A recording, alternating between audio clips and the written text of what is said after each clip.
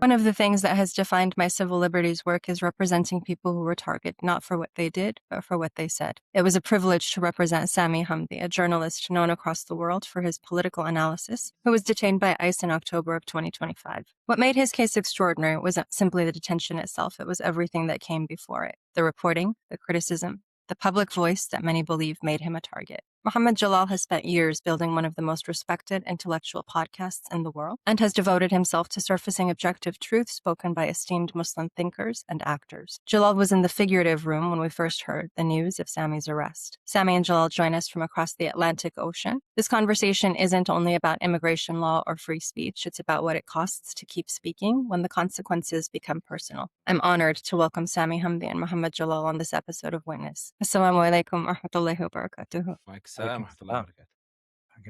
I'd like to begin with you, Jalal. On October 26th, you were leaving the U.S. to catch an international flight. It was the same day Sami was detained. We were in a signal thread together. What was going through your mind? Well, subhanAllah, Jazakallah khair. Thank you for your kind introduction, and Jazakallah khair for inviting us onto this really great platform that you're creating. Now, you brought me back to October the 26th. Well, we just finished a session, Sami and I, believe it or not, at the IHOP, which is a phenomenon, I think. I mean, Sami insisted that I attend this IHOP. It was midnight, and we bought pancakes and things like this. And then Sami had to drive off to his airport destination. And so I think it was Fajr time when I woke up in my hotel room. I was planning to leave the country in the morning, and I woke up to a message that someone sent me asking for clarification as to whether Sami had been arrested at the airport. The first thing was just utter, I just couldn't believe it. It was shocking to hear that Sami had been detained by ICE at the airport. Now, of course,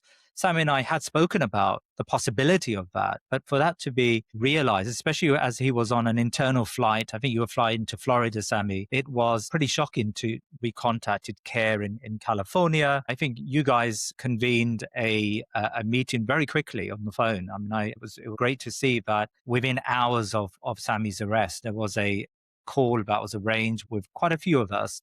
I know Sheikh Omar was on the call and a few others, and we were all very concerned. You asked me the question, what was going through my mind? Actually, the first thing going through my mind, honestly, was just I was very saddened. I was actually, in tears when I heard the news initially, because you wouldn't expect someone to be picked up at an airport, in America, in the West, a journalist.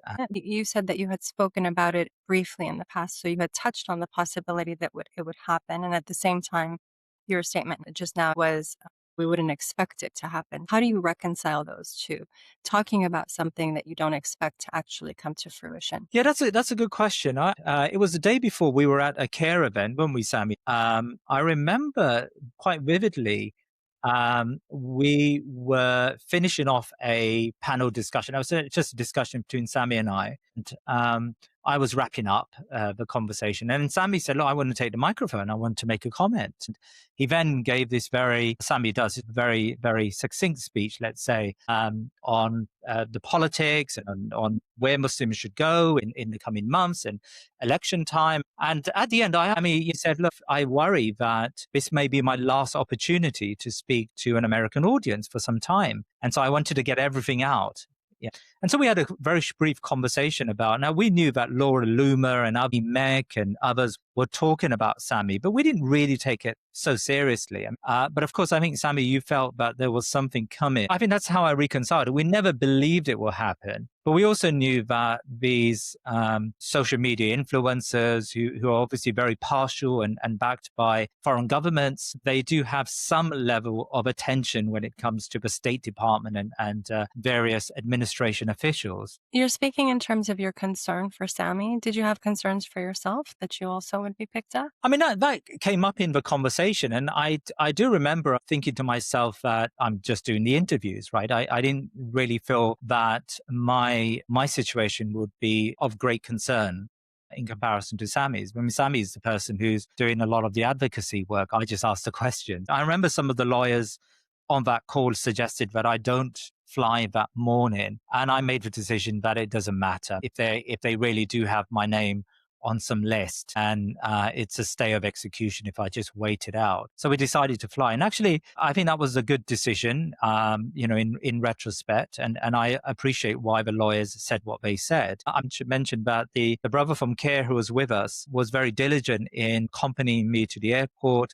Not only did he accompany me, he booked a ticket so he could walk through to the departure lounge and stuck with me to the very end. Sami, that's an attestation to how much people love you. Tell us what the experience of detention in the US told you about the United States. First of all, thank you for having me on this, and it's good to be with Jalal on a different podcast. And of course, with you, Mariam, who was integral in getting me out as one of the legal team. My mother was with me in the US up until 2 days before my arrest. And I remember she was telling me every single day, I feel like you're not sleeping. I feel like you feel like there's something hanging over you. And I wasn't sleeping well. I could sense something was coming. I even told a friend of mine, Sheikh Mazen Mukhtar, who was with me at the time. We were sitting together in California. He said to me, Sami, just checking in on you. Is everything okay? I told him, Wallahi, Mazen, I feel like there are clouds swirling around me. And I can't for the life of me understand why I'm feeling like there is something that is coming. And I remember he said to me, listen, whatever's going to come will come, but Allah has never abandoned you. You'll get out of it fine. And I remember also Sheikh Yasser Qadi had called me and said to me, Sami, I see that Laura Loom and these others are after you. Don't underestimate the influence they currently have in this current administration. Be careful where you're traveling. Be careful where you go, because this may be difficult. I'll say something that for some viewers might seem quite strange. I also saw a dream that I had parked a Bentley and entered a building. And when I came out of the building, the Bentley was gone. I don't own a Bentley and I don't have any dreams of owning a Bentley. But when I got arrested and they told my visa had been taken, I realized in the dream that the Bentley was the visa, that it had disappeared after I had parked it. So the sense of foreboding, when I was actually arrested, my initial reaction was, this is it. This is what I've been expecting to come. I didn't actually think in America it would happen. When the Young Turks did a wonderful feature about what had happened to me, Anas Kasparian starts with a podcast me and Jalal actually did in California, where I begin the podcast with, I'm grateful that we're in a country like America or in the UK where we have freedom of speech. So Anna Kasparian takes that clip and she goes, those were his last words before he got arrested. What shocked me about the detention was you feel like there's no law throughout the process. It was very difficult to get to a lawyer. It was very difficult to reach out to the family. They wouldn't make things easy. They didn't explain any processes. They would throw you in a car with dark tinted windows. They won't tell you where you're going. They throw you in the cell. They try to make you sign confession documents. You tell them, I want my lawyer present. I'm not American. I'm a British citizen. I've committed no crime. I want to ask a lawyer before I sign anything. And they very angry, just took the paper away, threw me in the back of a van and ended up driving me 4 hours or 5 hours to the middle of nowhere. I'm telling them, guys, I need to speak to a lawyer. And each time it's like they're dismissing it. And you're like, this is a land of law. I want my lawyer. I want my rights. All of that disappears. Even when you enter the facility itself, you're just followed by these guards, and these guards are on these power trips and they're almost trying to bully you into signing this confession form. And even when I had to make the phone call, I had to use the payphone because it's not like I have the right to the phone call. One of the inmates allowed me to use his card in order to make that first phone call to my wife, Sumaya. I don't know what's going on over here, but find me. I think it was Zahra Billo who had told Abdullah to say, because when I called Abdullah, he picked up and he went, alien number, alien number. Sami, I need your alien number. And I was like, alien number, alien number. What's alien number? I don't know what an alien number is. The point here, Mariam, is this. They told me I was in McFarland. I didn't tell them I was in McFarland. To show you that nobody was giving us any information in terms of what was happening. I know this sounds naive to say, given US records on treatment of prisoners, but it was quite shocking that this was happening in America. And it was very shocking that it was happening in a country that prides itself on rule of law, or that prides itself on the idea of constitutional freedoms, that prides itself on freedom of speech. What was fascinating, and I like telling this story because many people talk as if they have no power. I actually always reference this as an example of how ordinary people collectively can demonstrate power. On the 7th day, when they were taking us to the Fresno facility to try to make me sign another confession form, when they lined 15 of us against the wall, they were cuffing everybody's legs. And then they got to my legs. So when they cuffed my legs, of course, it's ridiculously tight. And then I'm thinking, oh my God, here we go again. Like, this is really bad. They throw you in a cell. They leave the lights on. The lights are glaring on you. There's nothing to sleep on. You sleep on the floor. It's very hard. You're sleeping within 15 people. Some of them have committed felonies and you're all in one room altogether. So they're cuffing my legs to load us onto the van. But when he cuffs my legs, the guard goes, sir, is that comfortable? And everybody went, what do you mean? And the guy next to me was like, amigo, who are you? Like, what do you mean? Why are they asking you if it's comfortable? And before I could answer, the guy's loosened the cuffs. And then he loosens them again and brings me bigger cuffs. And then when it comes to the handcuffs, he loosens the handcuffs and then says, you know what, you don't need them really. And he takes them off. When I came back from the office, the warden says, shouts my name, goes, Hamdi, the famous one. And that's when I realized the impact of what all of you guys were doing outside. Because what ended up happening from 8th day, 9th day, 10th day and going onwards, the guards would be like, Hamdi, I'm not one of the bad ones. I didn't do anything to you. Hamdi, when you write, don't write too harsh about me. Hamdi, you okay? You sure? I remember the guard would come and be like, Hamdi, you all right? You're okay? And the inmates would come and say, you know, you're getting out quick. You're going to be out soon. I said, how do you know I'm going to be out soon? You're going to be out soon because no one's forgotten you. But they've forgotten us, so we're staying in here. And I'll never forget the journey to the airport after you and the other lawyers had done your negotiations with the US government. The ICE officers spent 2.5 hours telling me how hard their lives are, how hard their work is. And, you know, we're not really bad people. And, you know, when you go and speak to the media, you know, like, go easy on us. You know, hey, you're the journalist. Yeah, you're the journalist. Meaning they knew that what they were doing was wrong. They knew that how they're operating is contrary to what the law allows. But the moment they found that the community would lash out against them or they'd raise their voice, they started treating me very differently. And that's why I argue that there are two phases of my detainment. There's the one in which they thought they had all of the power, and there's one in which the community that mobilized created such immense pressure that even those in ICE were sort of like, will bully everybody else. But bunk four, be careful. That's the journalist. You got to be careful of that one because he might be getting out very soon and he might ruin all of us. How did that disparate treatment affect your view of prisoners who didn't have the same access to counsel or resources or privilege that you did? It broke my heart. Mariam, you will know as well that I had a list of all these inmates that I handed over to the lawyers afterwards and said, guys, please, can you cover these cases?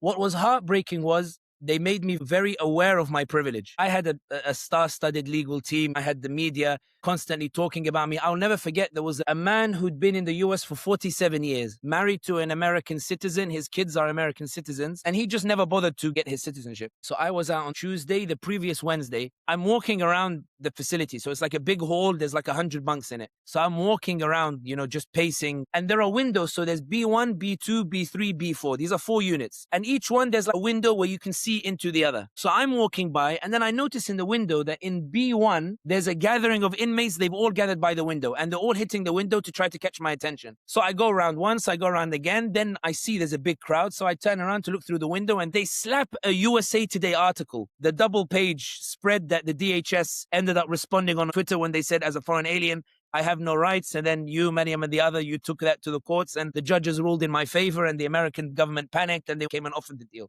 But when I bumped into the guy who had the article, I said to him, how did you get it? Because the day the article was published, they didn't bring us USA Today. So they used to bring us USA Today every day. When the article about me was published, they didn't bring the paper into the facility, and they didn't stop bringing USA Today. I said, how'd you get it? And he said, dude, my wife came to see me and she said, you got a famous journalist in here with you. And she brought the whole paper spread here. I was aware of how the inmates, and this is probably what broke my heart, they weren't jealous or envious. They were very happy for me.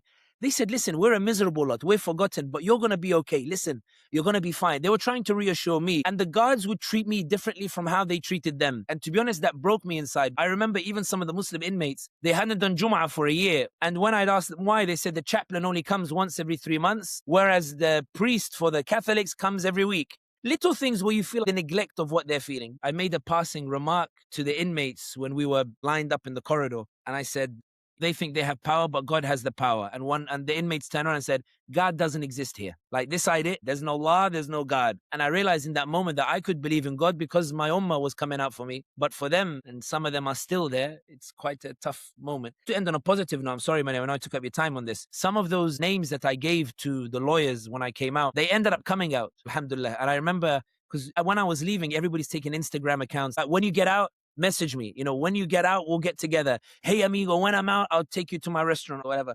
So every now and then, like every couple of weeks, I'll get, a message on my Instagram. He'll be like, hey, Sami, I'm bunk 16. I just got out. Like, where are you? Like, let's go meet up. And it's beautiful when you hear that all it needs for a lot of these inmates is a decent lawyer and a community willing to back them. And you find that the courts rule in their favor. But ICE gambles that these people will never reach the resources that I was lucky to have. Your hardship through the arrest and the detention has enriched your life. Ironically, the adversity has actually given you even more firepower. It goes without saying that you've not once regretted your outspokenness or advocacy for Palestine. So I want to shift to that for a moment and talk about a post that I saw you make yesterday on Dr. Hussam Abu Safia's case. I want to ask how that puts your own experience in perspective. From my point of view, the plight of the Palestinian prisoners is the worst on earth. It almost makes what we experience here in terms of hardship and adversity negligible. And I hate to say that because I'm not trying to minimize anything that you've experienced. For the listeners who don't actually know who Dr. Hussam Abu Safia is, he's a Palestinian pediatrician and neonatologist who directed Kamal Adwan Hospital in Beit Lahia, northern Gaza, one of the last hospitals still functioning in the north before its forced evacuation. He also served as Med Global's lead physician for Gaza.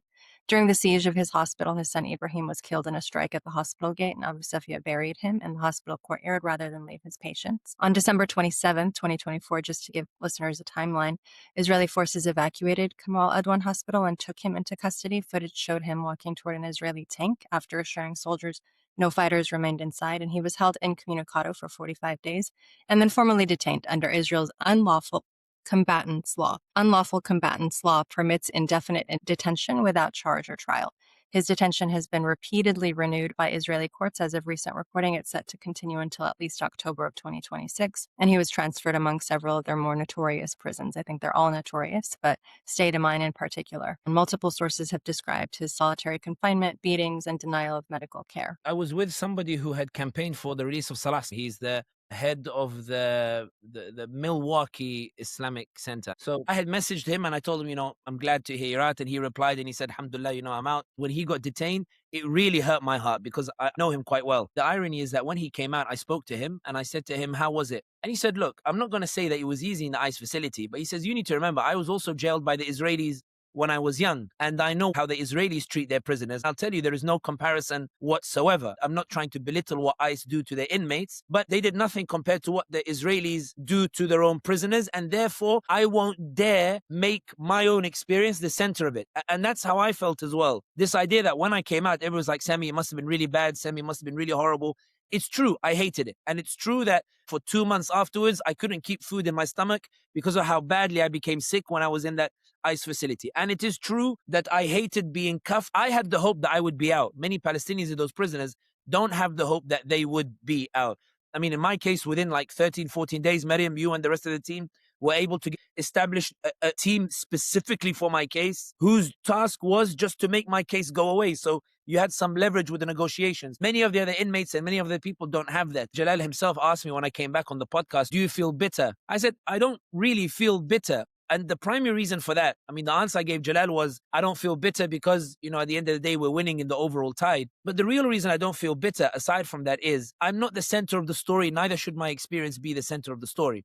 With the likes of Dr. Hussam Abu Safia, who tells his lawyers that you might not see me again because they brought me here to kill me. And what he means is, they've transferred me to this new facility to ensure that they kill me. And somebody who's there without due process, where he doesn't get to go see a court. At least 2 federal judges were able to comment on my case and issue rulings that scared the American government. Dr. Hussam Abu Safia doesn't have that. And I think that's why when people say, did the experience make you stronger? I think making stronger is the wrong word. I think it put it into context that I had it far better than others. To put it simply, yes, it was hard. Yes, it was tough. But nothing in comparison to what's happening to those Palestinians. This is the point you made. Many people don't know the story. Maryam Bahal tell the story. So when my lawyers, I'm now speaking to the viewers and not to the both of you. So to the viewers, when the deal was on the table and my lawyers were trying to discuss with me whether I should take the deal or not, the discussion was whether to reject the deal and go through the federal courts or to take the deal and go home. And everybody was a bit torn about it. Why? Because people thought we had a good federal case. I was like, it's not as bad as Florida and Texas. As long as we have the injunction where I don't move, maybe I can survive. We're trying to weigh how far we want to take this fight. And then we finished talking for an hour. Then Maryam comes with this 25 minutes, I'm telling you, 25-minute, very super eloquent speech, effectively saying in a very nice diplomatic way, Sami, don't put yourself at the center of the story. Rather, look at the bigger picture here. 1, look at your family. 2, look at the morale of the community who want to see you out. 3, consider the benefits of getting your voice back when you go out. And I'm telling you, Jalal, if you saw my face while she's talking, the podcast version of Maryam is not like the lawyer Maryam, I'll tell you that. But the point that I'm saying here is that speech shook me. And I told the lawyer team, let's meet in 1 day or 2 days' time, because I seriously now need to think about this. The reason why I say this is that I am frightened these days of the questions that center my own experience in ICE, because the reality is that I'm a minor side story in all that unfolded. And in reality, what happened to me, I now view it in this perspective of it shows how desperate the other side is that they had to go after me. They didn't go after me because I was some sort of influential voice. They went after me out of desperation because they thought we're losing this narrative battle. We can't get Omar Suleiman. We can't get Yasser Qadhi. We need to find somebody, because the courts aren't letting us deport Mahmoud Khalil.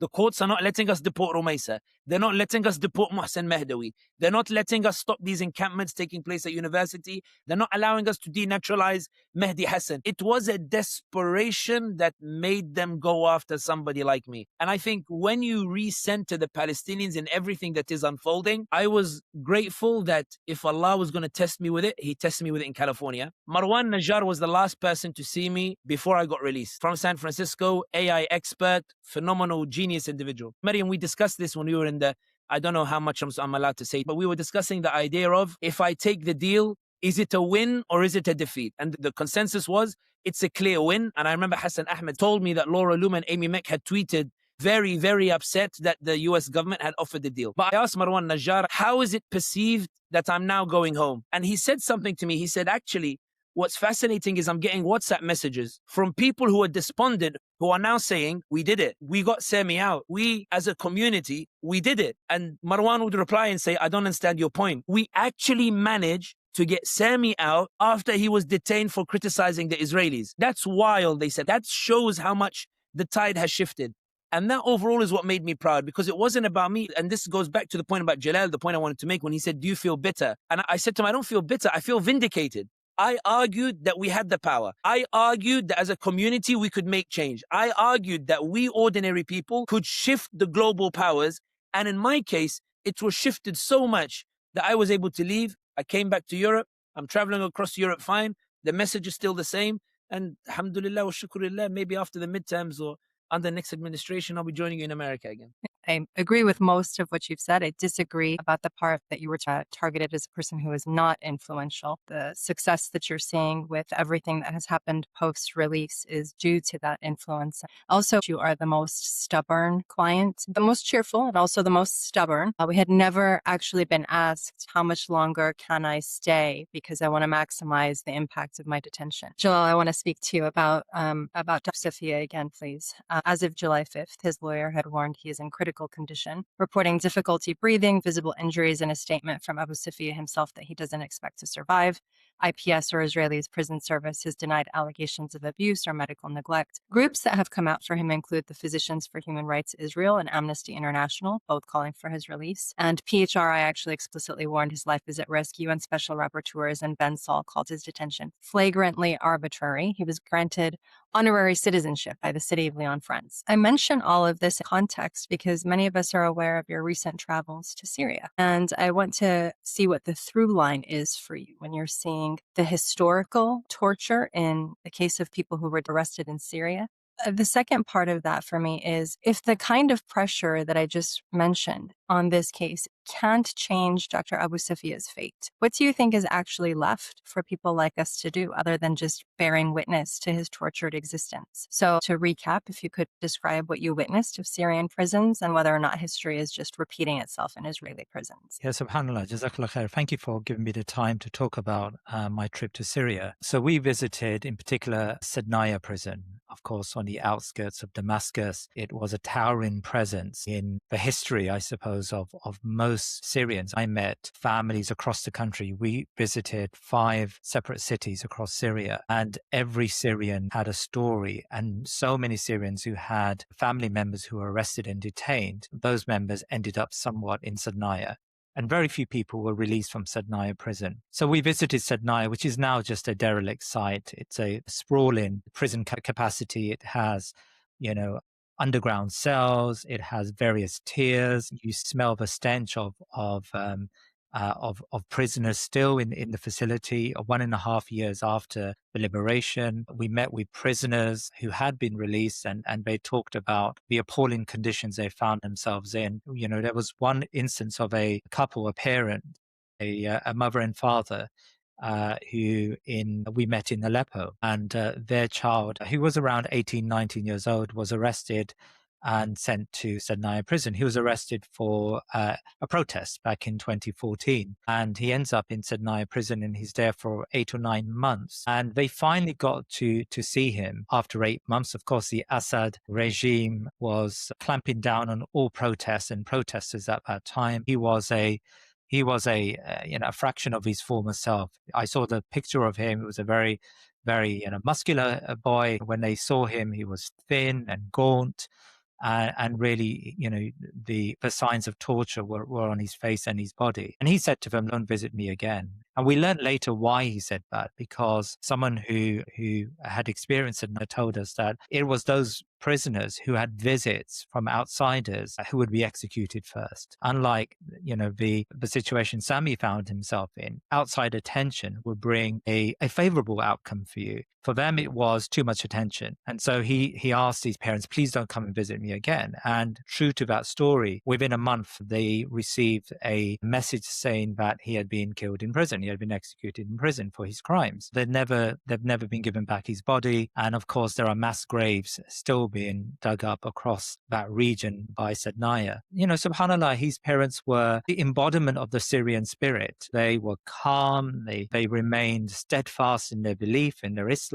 In fact, the father said to me that when they heard that message that he had been killed, it actually brought a lot of relaxation to their heart, a lot of contentment to their heart. Because in their minds, they felt that the tyrant Assad no longer had control over their child. Allah subhanahu wa ta'ala now had their child. And so they felt quite content when they heard that he had been executed rather than he had been in a constant state of unease and torture within prison. And you just heard these stories everywhere, all across Syria. People who had family members missing, people who frantically, after the liberation, they went from prison to prison. They went to Sednaya, hoping that maybe they would come across their son. I met an author who, at the time, his way of showing resistance was to write novels. So he was an author of fictional books. And he told me that he used to write these allegories of life under tyranny. But he wrote it about a fictional world. It was a fairy tale world. But of course, anyone who read between the lines would know that he was talking about Assad, and he was talking about the tyranny of the regime around him. And this guy, he wrote a book in the final 2 years before liberation. And he titled the book "At the End of Nothingness," meaning that things had got to such a level of despair for him. He felt that there was just nothing left. Assad was going to be here for another generation. And we had no hope any longer. And subhanAllah, he was amazed when the liberation happened. So he wrote another book. And again, true to his theme of writing in allegories, he wrote a novel. And I think it was titled Seeking Firdaus. Firdaus is a term he used for liberation, seeking liberation. We asked him to read a paragraph of his book. And he talked about a man who had been in Sednaya, and he had languished in Sednaya for 20, 30 years, and he knew nothing of the world outside. And then one day, out of his surprise, he's released from Sednaya, and he gets to breathe the fresh air of freedom, and he dies. And the author was trying to make the point that this man had just a moment where he tasted freedom. And that was enough for him. Allah subhanahu wa ta'ala had given him the perfect death. He had found a way out of his dungeon. SubhanAllah, I know a number of people who are conducting projects where they're trying to unearth the extent to which the Assad prison system operated. But it's very clear that, Assad really worked under Israeli standards when it comes to how they treated their prison population. What you said about our Dr. Abu Safia, it is a heart-wrenching story. This is a man, again, an embodiment of that spirit where he walked into danger. And of course, the Israelis now, out of spite for him, want to make a point of saying that level of obstinance, that level of standing up to our aggression is not going to be accepted by us. They're trying to break the will, like Assad was trying to break the will of his people. They're trying to break the will of any resistance against them. But what they don't know is that these are people who have resistance within their bloodstream. And I saw that in Syria writ large. I witnessed immense bravery from the most ordinary person. And it's that type of spirit that exists in Gaza and West Bank and so many places where we see Muslims and others who are beleaguered, who face this level of oppression. So there is a link. The only contrast really is that despite all that we say about the Trump presidency, about the way the West is turning towards a very awful turn when it comes to civil liberties and when it comes to the treatment of what they term to be non-Europeans or non-Americans, even then, there's a level of work you can do, like we did with Sami, like you did with Sami and others, to obtain their release. And unfortunately, with the Israelis, with some of these corrupt dictators, it sometimes is the opposite. Now, that doesn't mean we don't keep trying, and we need to keep trying. I'm just, and sorry, I'm now being like Sami. Just one last point. Dr. Afia is obviously languishing in prison in Texas. And subhanAllah, when we had Clive Stafford Smith on the program, who's her lawyer, he made a point which at the time just sounded like a very small point, which is you can write to Dr. Afia. So I jumped on that. I said, what do you mean we can write to Dr. Afia? Nobody told us we can do that. He said, yeah, no, I can take with my lawyer's case any number of letters. So we started a letter writing campaign, and mashallah, she received just thousands of letters from all around the world, and it made a big difference to her conditions. It made a big difference to the way the prison guards treated her, because now they had a prisoner who wasn't forgotten, a prisoner who was actually cared about. And it made a difference to her psychology. She realized that there were people outside of her prison and outside of her family that really did care very deeply about her. So we have to keep trying. And, as Sami always reminds us, it's actually about our conscience. It's about, when we meet Allah subhanahu wa ta'ala, we want to be absolved of the sin that is present of staying silent. And we want to at least experience some of the fruits of resistance. It's a really beautiful story that you shared. And I always thought that as hard as it is for the prisoners themselves, it's just unbearable to think of what their family members are going through. And I agree about this undeniable spirit of resistance that we're seeing across the board. I did want to mention about Sami as well. As I said, he's one of the most cheerful prisoners you can imagine. But one of the things that was really difficult for me was actually watching him on video as he saw his small kids through the video at the detention center. You could see that they seemed happy and almost unaware of kind of the physical and punitive crossfires that he was at. And with that, Sami, I want to definitely take a moment to mention that the people who were holding things together, you've spoken about your lawyers and the community, but your family, especially your mom and your wife, were carrying such a heavy burden alongside you. And they were phenomenal, mashallah. They are truly your greatest gifts. Jalal touched on the politics just briefly in his last answer. And I want to build on that. I want to ask you, Jalal, what does America look like from the outside? I almost feel that we've become a pariah state ourselves. And that was implicit in our conduct post October 7th. How do other countries view us post October 7th and post January 20th? These are two very important points. Let's take post October 7th first. I think the mask has come off. For years, the West sold itself as the custodian of the rules-based international order, where they promised international law and human rights and the sanctity of civilian life. And I think Gaza has really exposed all of these to be pretty hollow, and how the West has selectively depended on these concepts only to sometimes defend its own interests in the world. So the first thing to say is that it's a continuation of a process of weaning ourselves off this sort of Western exceptionalism, this European exceptionalism that we've been accustomed to for a very long time. And it goes without saying that in the global South in particular, there is a very clear divide between the ways in which the global South countries, Muslim and non-Muslim, view the West today, partly as a result of Gaza, or quite a lot as a result of Gaza, but just as a result of the last 20 years of the way in which the West conducts itself. Solidarity is given to Ukraine, but the same level of solidarity is not offered to Gaza. Veto after veto, billions given in military aid to Israel. This shows us that there are clear double standards. And so many of us outside of this sort of Western exceptionalism have woken up to just the inequalities of the world, but also woken up to how we need to be instrumental in offering alternatives and offering ways of resistance that allows us to show a different way by which we can conduct international affairs. So I think Gaza has really exploded the myth, let's say, that there was some sort of consistent standard, some civilizational standard that we should all aspire to, which came from the leading country in the world, the United States. And it's not just Muslims who are saying this. You just have to now listen to a slew of left-wing and right-wing commentators, even in America, who all recognize that empire has been bad for America. And you ask, also, of course, January the 20th, 25, when Donald Trump came to office. I mean, Donald Trump is not an exception. It's sometimes easy, in particular for the left, exceptionalize Donald Trump. And he's a president who, if only he is replaced by someone else, then things will be business as usual. And I think that facade has been lifted. There's been a steady supply of American presidents who have conducted horrific campaigns all across the world. Barack Obama is lauded as some sort of liberal president. But of course, you and I know that Barack Obama was one of the bloodiest presidents with his drone campaign, in the way in which he used the American military in a backhanded way to kill people. And, he hasn't ever shown remorse for the way in which he conducted his foreign policy. So I think Donald Trump is really a continuation of that rather than a break to that. I get the impression that the world is now managing a new type of America, an America which is moving beyond even the pretense of international order.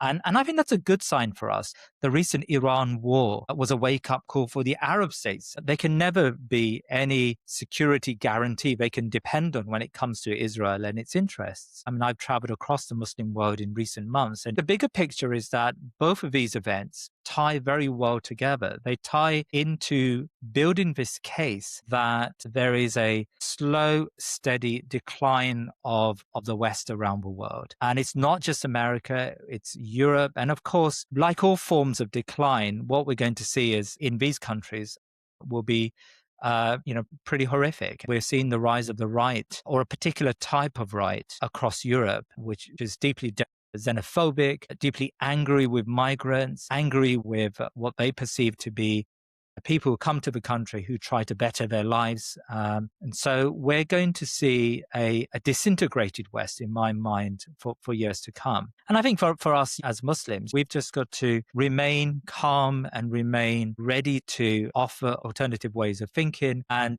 show that our community isn't going to be provoked by these incendiary claims that come from Amy Mack and the others who of course would like to do the bidding of Thank you for that, Brother Jalal. Sami, one of the things that I remember vividly is watching a fierce video clip of you that was widely circulated, where you said Americans who would re-elect Biden or Kamala would be stepping on the bodies of children who had been killed in Gaza on their way to the ballot box. Having been a victim of Trump's policies, do you stand by that? Of course, 100%. I don't think that anybody really in their hearts miss Genocide Joe. I don't think they miss genocidal Democrats. I don't think they miss Brett McGurk. I don't think they miss Jake Sullivan. I don't think they miss Antony Blinken, who told a group of Palestinians in November 2023 who had come to him and said, Mr. Blinken, this is getting really bad. This is a genocide and it's going to be even worse. And Blinken said, yeah, well, it's going to get worse before it gets any better. That's what he told that closed door meeting, as related to me by somebody who was in the room. I think that when you look at the shifts that are taking place in America itself, whereby now you have Chuck Schumer, Hakeem Jeffries, and Cory Booker now in disarray and in a panic that the Democrat base is now revolting against them, having realized that genocide doesn't win, they're now voting for anti-genocide candidates. Chris Rabb, anti-AIPAC, winning in Pennsylvania. Adam Hamawi, anti-AIPAC, winning in New Jersey. Anna Lilia Mejia, winning in New Jersey, beating Malinowski and beating other AIPAC candidates. You have now, for example, Abdul Sayed running in Michigan for the Senate. You now have those who have won with AIPAC money switching sides. So Maxine Dexter took $2 million to win in Oregon. She goes to Congress and compares Gaza to a Holocaust. She later apologizes, but then puts her name down on a bill for Rashida Tlaib when she calls for the recognition of the genocide taking place in Palestine.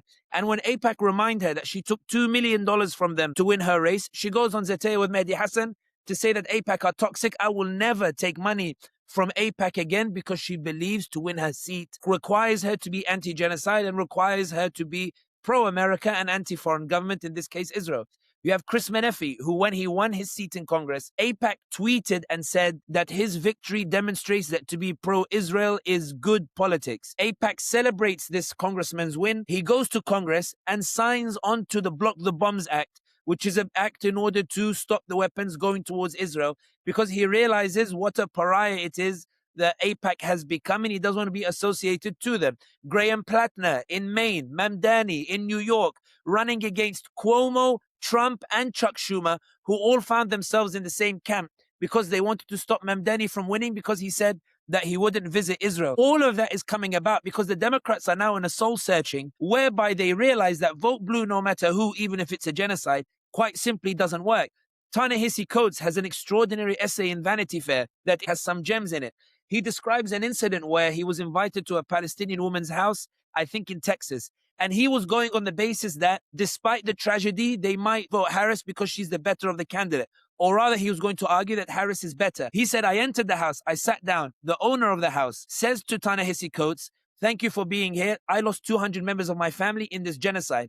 And Ta-Nehisi Coates writes that to convince her to vote for Harris, these are his words, not mine, you would have had to give up your entire humanity to convince that person to go and vote for people who had just butchered her family. And as an African American, it really gives a pause for thought about where do our moral boundaries lie when we are asking another group of people to tolerate a massacre of their families for the sake of what we believe to be other issues that are more important. I don't think there's anybody who regrets what happened. The reality is that when you look at Tucker Carlson now coming out and saying he would not vote for the Republican Party anymore because of their complicity, not only in the genocide, but because of their preference for Israel over America. When you see Marjorie Taylor Greene saying, I don't recognize this party anymore, and the party is the problem. I think when you see Candace Owens and all these others coming out, there is a huge shift that's taking place. And here's the reason why I think it's happening. It's happening because once upon a time, these grievances would never manifest politically.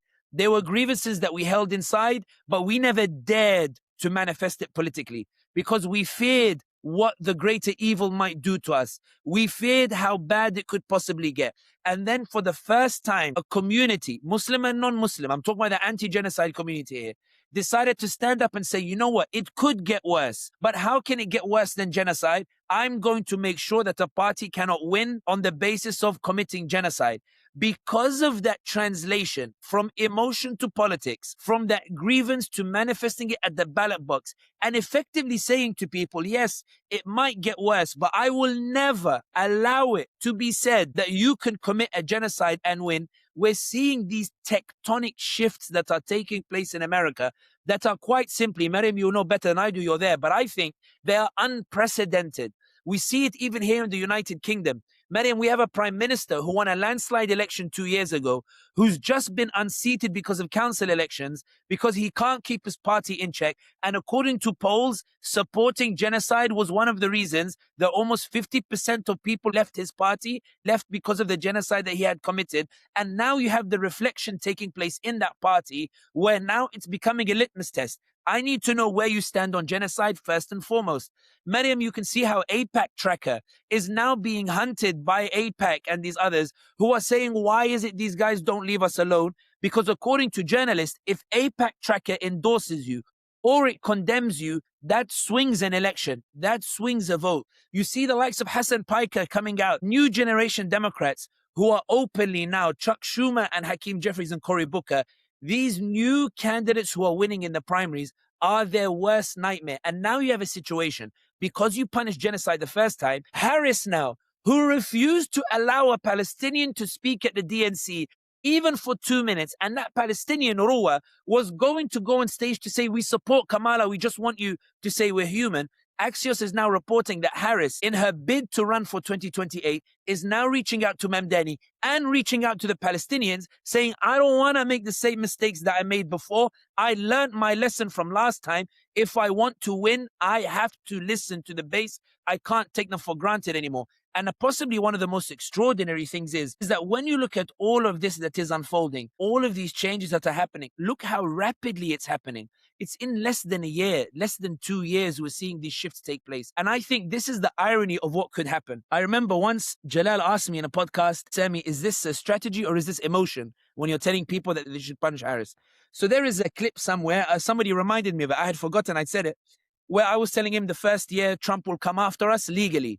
He will try to silence activists. He will try to get people deported. And it's up to us to prepare the lawyers in order to make sure that we're able to win those cases, because I believe in the courts in America that they will uphold the law as they did in my case, as they did with Liqa Kurdiya, as they're doing with Mahmoud Khalil, and hopefully Supreme Court will do so again with Mahmoud Khalil. The courts will protect us. The second year will be midterms. And I said to him, those midterms are the year of reflection. And here's the irony of what could happen, Mariam, in these midterm elections. Democrats may sweep up and take both of the houses, but Chuck Schumer, Cory Booker, and Hakeem Jeffries will be so furious at taking back the houses because the representatives coming into Congress are not the Democrat representatives that they want. They're the Democrat representatives being delivered by a new generation that says no to genocide. Meaning, at the time when everybody wants to swing the houses, you're not even going to control the houses, because the Democrats that will be within your party are not the Democrats that you want. And that's why you have that article now. Chuck Schumer endorses, Mamdani endorses, Mamdani's endorsement wins. Hakeem Jeffries endorses, Mamdani endorses, Mamdani's endorsement wins.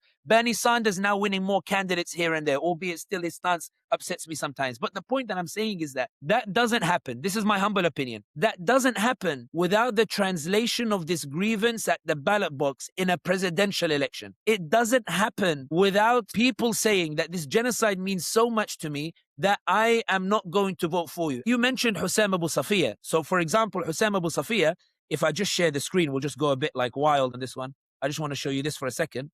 You look at Hussam Abu Safiya, you can see here that in the space of 2 days, more than 272,000 emails have been sent to the representatives here in the United Kingdom and in Europe, calling on them to stand up for Hussam Abu Safiya and demand the Israelis release him. And I want to show you this tweet that came out as a result. There's a tweet that emerged. I want to show you this one to show you why this genuinely matters. I just want to open it here because I retweeted it literally today. Is a good example of how these things make a difference. So this is one of the people who we were emailing. This is Hamish Falconer. He is the Minister for Middle East and North Africa. 2 days after we've been sending these emails, so 272,000 emails in their inbox, and he tweets that he's now raised it with the Israeli authorities. Now, I'm not saying that this means he's going to get Hussam Abu Safiya out.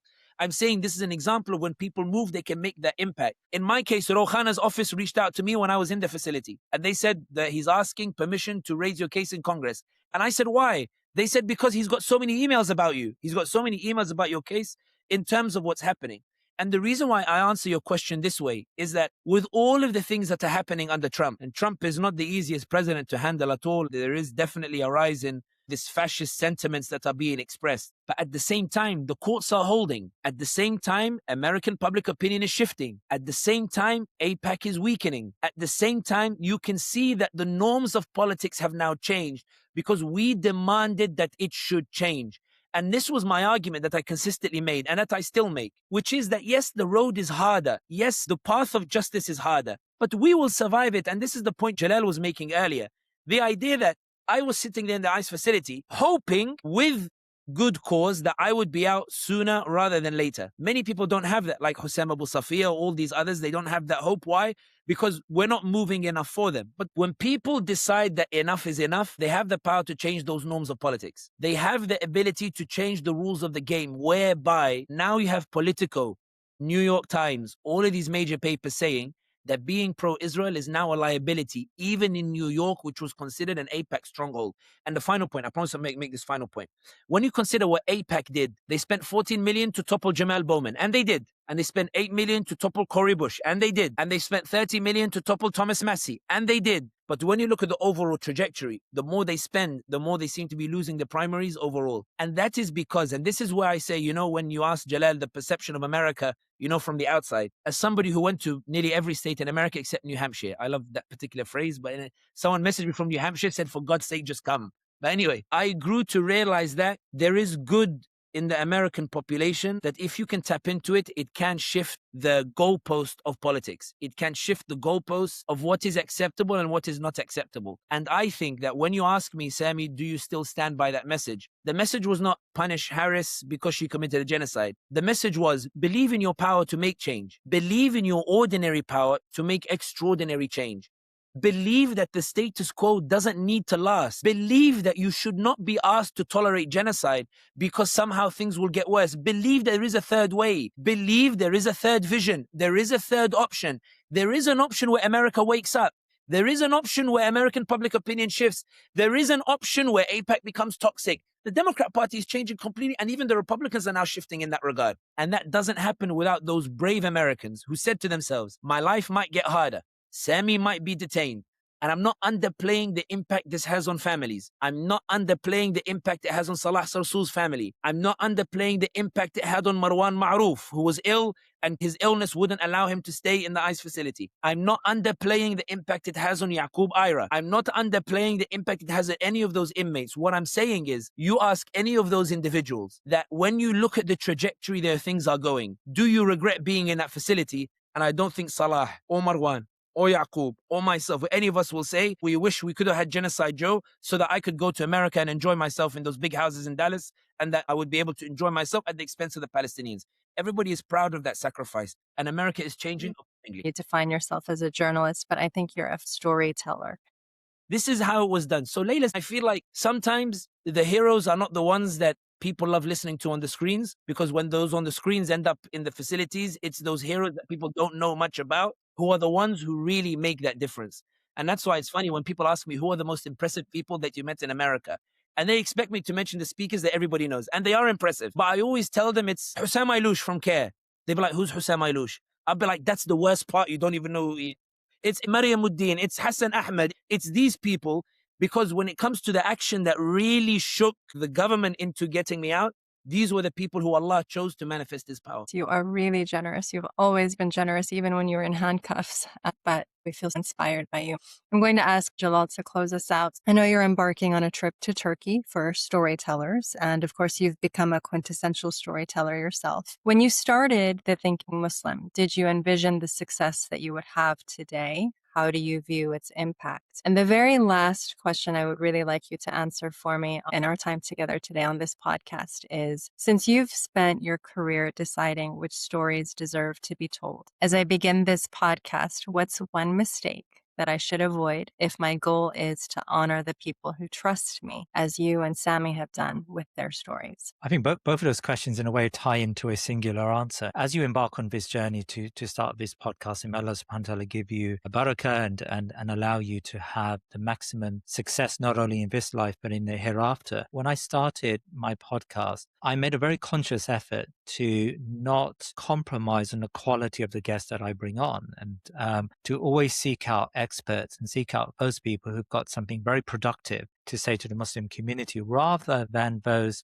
who may be able to gain a very quick number of views for you and a quick number of subscribers. Everyone is chasing the algorithm. Everyone is chasing the metrics. And I would say that the metrics, which sometimes is lost in that very dunyavi type of endeavor, is the metric of seeking the barakah and asking Allah subhanahu wa ta'ala to give us His reward and to give us His hand when we are failing and we don't have the resources available to us. So my advice is, and this is something which I have good people around me who constantly remind me of this, that the original intention was to try to curate a message that will enable and allow as many people to listen to inspiring voices as possible, so that this Muslim ummah and community can find itself in a better position. And that often is in conflict with the algorithm, and it's often in conflict with seeking a greater number of views and hits. So I wouldn't concentrate on that. I think if you've got something valuable to say, which alhamdulillah you have, and you've got an amazing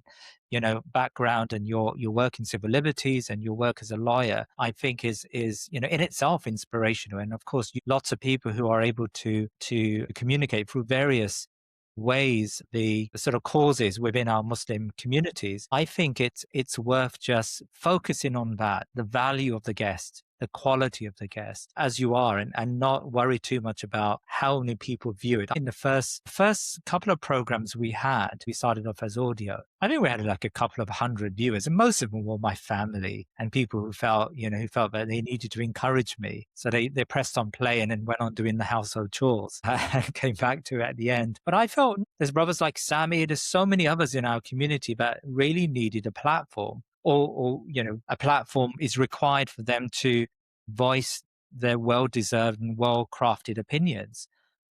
So if we show sincerity, inshallah ta'ala, may Allah subhanahu wa ta'ala give us that. And if we show good intention, then Allah subhanahu wa ta'ala will reward us for our work and give us. And even if we don't, we know of the countless numbers of prophets who weren't able to count very many followers beyond the fingers on their one hand, but Allah subhanahu wa ta'ala rewarded them dearly. So I think as you embark on this journey, just focus on the quality and seek Allah's help in every turn, and ask Allah subhanahu wa ta'ala to guide you to a better guidance every time you've got a decision to make. Jazakallah khair. Your advice was really beautiful, and both of you are so inspirational. I can see the chemistry between the two of you, the yin and the yang, like Sami is fire, Jalal is water. It works. I feel very fortunate and blessed to be in this space with you.